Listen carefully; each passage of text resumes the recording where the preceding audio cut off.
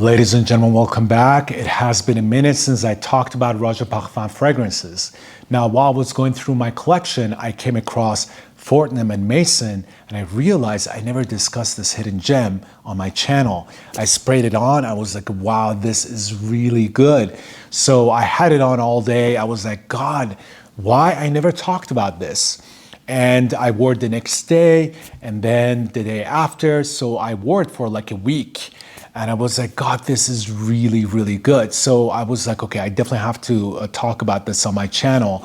So today we're going to discover this together because right now this one is one of my top fragrances in his collection. Fortnum Mason is a classically opulent floral chypre and ambre creation, and it is truly impossible not to be impressed by this rich and sophisticated iconic symbol of British luxury.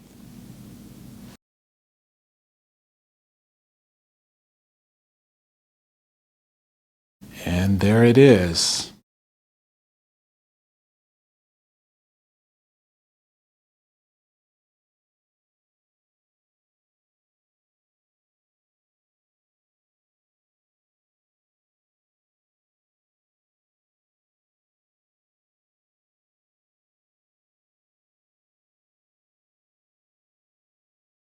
Fortnum Mason unfolds as an intriguing blend of unexpected notes. At first glance, one might perceive it as a delicate fruity floral elixir. However, the transformation occurs in the base notes, turning it into an amber spice, subtly animalic masterpiece. I mean, as you all know, when it comes to Roja Parfums fragrances, we're dealing with a lot of notes per usual. I mean, top notes, we got lemon and bergamot. Middle notes, I believe we have May Rose, peach, labdanum, jasmine, geranium, orange blossom, and in the base we have amber, vanilla, saffron, labdanum, my favorite castellum, amyris, birch, benzoin, olibanum, oak moss, musk, sandalwood, patchouli, coriander, and vetiver. The bottle's luminous design aptly mirrors the essence of the fragrance. It exudes the opulence of bygone eras, seamlessly blending with the modern allure of amber accents. In essence, it is a fusion of floral chypre and ambre, capturing a timeless and contemporary charm.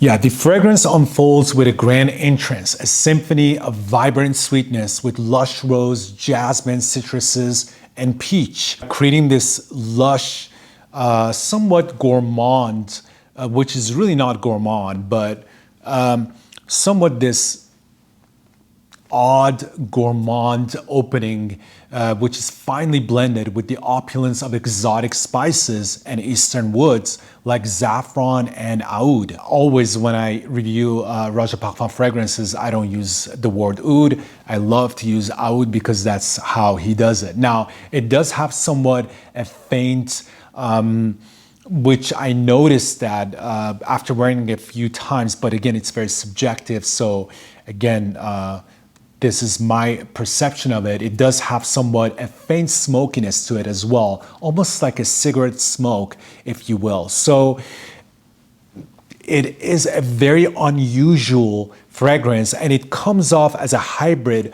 of two of the popular fragrances from him that I have, which I think like this one is pretty much the fusion of those two fragrances, which we'll get to. Now, another interesting thing that I realized smelling this, obviously I used the word oud, but there's no oud used in this fragrance. So I don't know how he does it or what it does that creates that funkiness. As I mentioned, there's some castellum in here, which wasn't mentioned on his website, which is very odd. So I don't know if there's really castellum used in here. So these are all very subjective. But there's something, maybe is the way he mixes the fragrances, maybe are the components of other ingredients that are creating, that he purposely does that to create this oudy, somewhat animalic castellum kind of a smell but these are not the notes that been officially listed on his website, which I thought it was something interesting to share with you guys, because that's what he does when it comes to blending his fragrances and creating this typical signature scent of him that kind of comes off animalic, or as I mentioned, gasoline, petrol, or even funky oudi kind of a scent that is kind of hard to imagine how he creates that without using oud or any animalic notes in here. Yeah, I definitely also get that cigarette smell as well, that smokiness from the cigarette, which makes it a beauty. And he does have that in his other fragrance, the Oman frankincense, I believe. I forgot the name of it, but it's the Oman frankincense that he has. It does have that cigarette kind of a smell to it, which is very beautiful. But initially, when I sprayed this, a delightful burst of fruity notes, particularly the succulent peach, captures attention. Very beautiful. Within moments, though, its distinctive character emerges, revealing a lavish dose of seductive animalic allure, carrying an oudi essence, though, as I mentioned, not listed, and also thanks to the captivating castellum, which is also not listed, so I might be wrong about that, but that's pretty much what I get. Yeah, I can definitely smell that big dose of labdanum in here as well, which is gorgeous and also adds a leathery and profound intensity to this perfume, steering away from mass appeal. Now, a lot of people are like, oh, no, it's going away from mass appeal. I want it to be mass pleasing. It does have a mass appeal to it, but for me, I mean, it's not like mass pleasing in that way that you would think. It's not Bleu de Chanel, but it definitely does have some factors that I believe that people that are not fragrance connoisseurs would definitely enjoy this as well. But it's definitely crafted for those who embrace their unique style, wear it with self-assurance, and appreciate the flirtatious mellowness of this bold blend. All right, so as I mentioned a million times, Fortnum & Mason definitely has this typical Roja signature of gasoline/oudi and somewhat resinous leathery velvety touch to its woody texture that initially overpowers other sumptuous notes for the first 30 minutes. Now, although it opens up with jasmine, rose, and peach with a slight tartness of lemon, these notes are immediately subdued by the gasoline/oudi's somewhat resinous, smoky, leathery, velvety touch in its woody texture. Now, Fortnum & Mason feels like a hybrid or fusion between Fruity Oud and Qatar or Fruity Oud and Kuwait.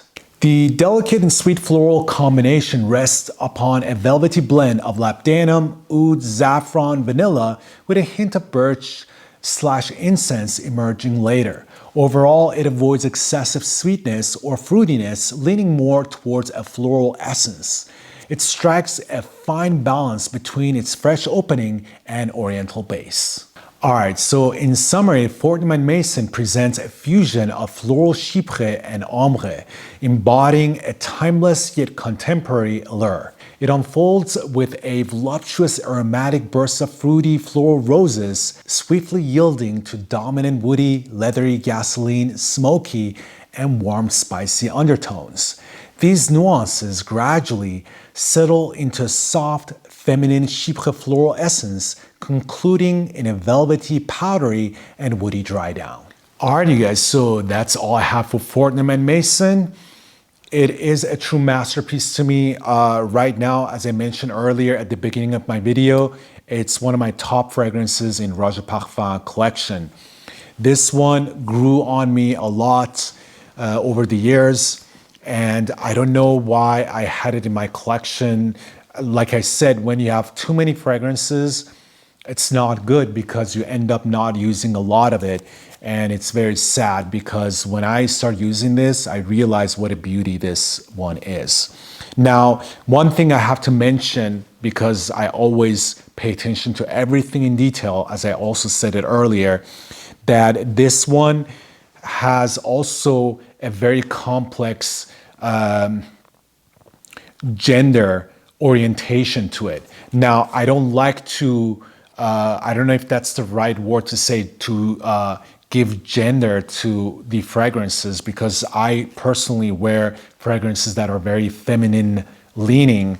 And I also wear fragrances that obviously are masculine, and I don't really care if they're feminine or masculine. But again, I always get these comments like, is it feminine? Is it masculine? Whatever.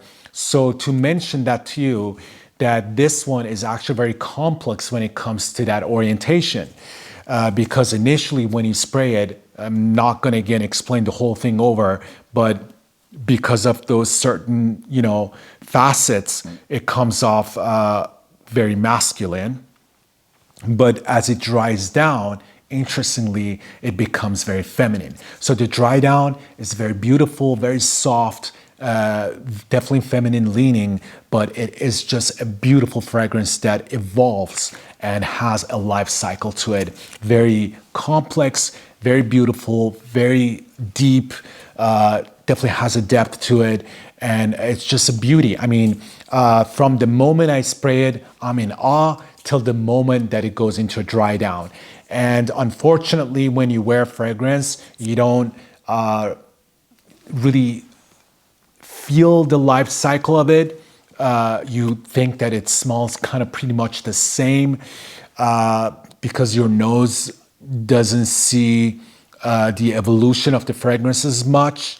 But when you spray it, you smell it and you leave and you come back after 3-4 hours and you smell it again. You're like, wow, it completely changed. And that's how you can tell that the fragrance is definitely has a life cycle to it and it's multifaceted. So anyways, this by far is one of the most beautiful creation from Roja. I love this in the Roja Parfums collection, and pretty soon I will definitely do a top 10 video of all the fragrances that I love from his collection. With that being said, this one, as I mentioned, I haven't had the chance to wear it outside to see how much compliment I get, but from its scent profile, this one will definitely do very well. It is not a beast mode kind of a scent. It is a fragrance that sits close to your skin. It's a mild kind of a scent, but it is gorgeous. It is just very beautiful, and I love this dearly. And that's it, guys. That's all I have. Thank you so much, and hopefully I'll see you guys soon with another video, and bye.